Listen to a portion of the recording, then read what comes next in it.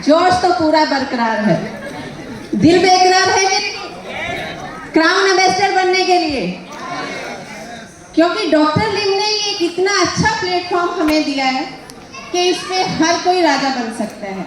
Yes और yes, क्योंकि मैं नो के ऑप्शन नहीं दूंगी, नो की तो ऑप्शन है ही नहीं ना, हर कोई बन सकता है कि नहीं बन सकता?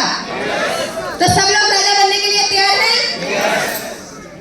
पर जैसे कि भरत जी ने भी कहा कि आज जो हमारे सितारे हैं वो जमीन पर आ चुके हैं, उन सितारों के ऊपर रोशनी किस चीज की है, चमक किस चीज की है बताएंगे? डीएक्सन कोहिनूर की। किस चीज की? उस कोहिनूर की चमक में तो हम सब चमक रहे हैं या नहीं? तो आज इस कोहिनूर में कि हमें पहचान कैसे करनी है और हम उसे किस तरह से छोड़ देते हैं, किस तरह से हम उसको नहीं पहचान पाते, तो मैं एक छोटी सी स्टोरी के माध्यम से आपको बताना चाहूंगी। सुनना चाहेंगे? क्योंकि स्टोरी क्या होती है, सबको अच्छी लगती है कि नहीं लगती? और स्टोरी हमेशा हमें याद भी रहती है, याद रहती है ना? रहती है कि नहीं? क्या बात, आपको अपनी बचपन की स्टोरी नहीं याद है? याद है ना?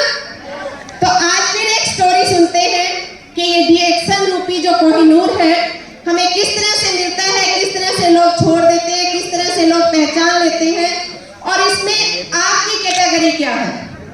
क्योंकि हमारा कंपटीशन किससे? किसी और से या बाजू वाले से? कंपटीशन अपने आप से।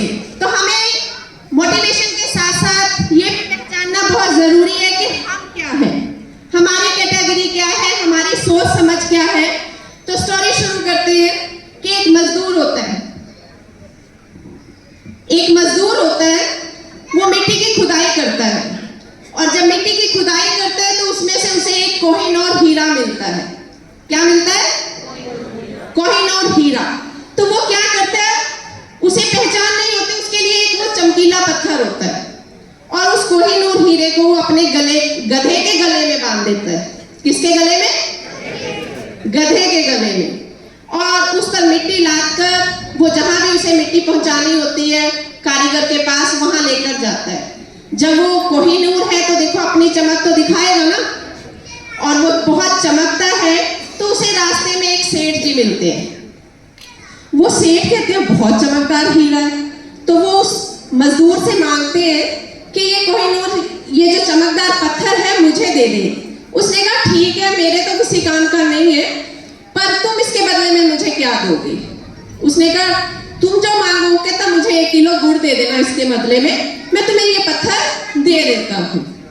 सेठ जी ने भी वो पत्थर लिया, 1 किलो गुड़ दिया, और अपनी तराजू में, तराजू की रस्सी होती है ना, वहां उसे टांग लिया। अब जो कोई भी आए उस पत्थर को देखे और तारीफ करे। तो उस शहर में एक जौहरी आया, क्योंकि हीरे की परख किसे होती है? जौहरी। जो हमारी अपलाइनें हैं वो जौहरी ही है। तो उस हीरे को उसने देखा, उसने कहा कि उसे पता था ये कोहिनूर हीरा है। उसने सेठ जी से कहा कि ये पत्थर मुझे दे दे। तो सेठ जी ने कहा हाँ मैं दे दूंगा, पर 100 रुपया लूंगा।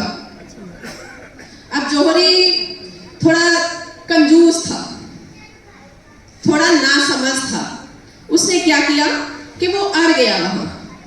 उसने कहा नहीं मैं 80 रुपया दूंगा, मैं 100 नहीं दूंगा इसका। तो सेठ जी ने कहा नहीं नहीं, मैंने इसका 50 रुपए का गुड़ दिया है, कम से कम डबल प्रॉफिट तो हो, मैं 100 रुपए में ही दूंगा, 1 आना ऊपर और 1 आना नीचे। तो जौहरी ने सोचा, ज्यादा कई बार क्या होता है ना कि कुछ लोग बहुत ज्यादा सियाने होते हैं, और ज्यादा सियाने क्या होते हैं, वो भी मार खा जाते हैं। तो उसने, जौहरी ने सोचा कोई बात नहीं, मैं इसे आज मना कर देता हूँ, और कल जब आऊंगा तो 80 रुपए में ये मुझे दे देगा। पर टाइम बदलते देर नहीं लगती, वो छोड़ के चला गया। तभी टाइम बदला, शाम को एक और जौहरी उस सेठ जी की दुकान पर आया बाय चांस। उसने भी वो चमकदार पत्थर देखा और उससे मांगा। तो जो उसने, सेठ ने फिर कहा कि मैं तो 100 रुपए में दूंगा, और आज एक 80 रुपए वाला भी आया था, पर मैंने उसे नहीं दिया। तो उस जौहरी को, कहते हैं ना कि अकल सबके पास नहीं होती, उस जौहरी ने फटाफट से 100 रुपए का नोट निकाला और वो हीरा उससे ले लिया। अब अगले दिन और वो फटाफट से वहां निकल भी गया, क्योंकि जब किसी को कोई नायाब चीज मिल जाती है तो वो उसको लेकर वहां से निकल जाता है। तो अगले दिन वो जो ज्यादा कंजूस जोहरी था वो आया वापस। उसने कहा सेठ को कि वो दे दे मुझे हीरा या कोहिनूर या वो चमकदार पत्थर। उसने कहा नहीं, वो तो कोई आया और 100 रुपए में देके निकल गया। अब कहते हैं ना, खिसियानी बिल्ली खंबा नोचे। अब वो सेठ मजबूरी में यूं तो कह ना सके कि तुमने गलत कर दिया। कहता तुझे पता है तू बेवकूफ है, तूने वो इतना अनमोल हीरा उसे सिर्फ 100 रुपए में दे दिया। वो सेठ कहता मैं तो चलो बेवकूफ हुई, मुझे नहीं पता था, पर तू तो अकलमंद था, तू तो 20 रुपए पीछे छोड़ गया उसे। तू तो 20 रुपए पीछे छोड़ गया। इसी तरह से डीएक्सन का जो कोहिनूर है बहुत से लोगों को मिलता है। कोई मजदूर की कैटेगरी में होता है, उसे नहीं पता होता, वो छोड़ देता है। कोई सेठ की कैटेगरी में होता है, थोड़ा बहुत समझता है, फिर भी उसे छोड़ देता है।